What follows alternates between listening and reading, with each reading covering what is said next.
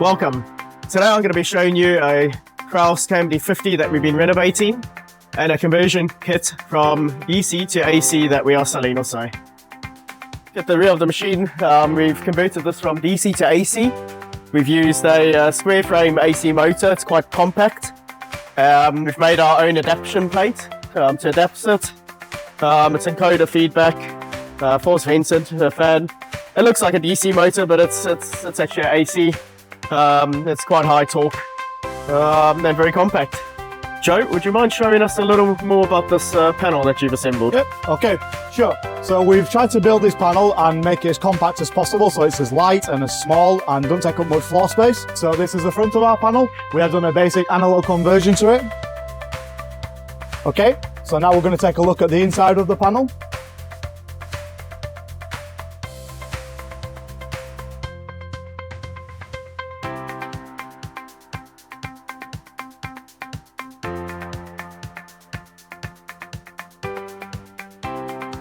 So Joe, what did we do to make this machine a little more compact for the customer? Okay, so first of all, we swung the gearbox around 90 degrees and put it on the underneath. We've then attached the smaller motor to it, so then that's now sat underneath the frame.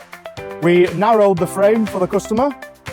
We've also, because this used to be a piggyback machine, so what we've done is added a vacuum pump and also the vacuum tank.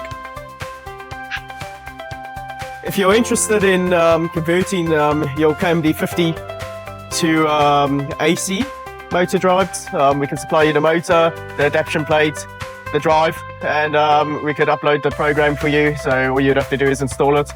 We could do a set of drawings to help you out.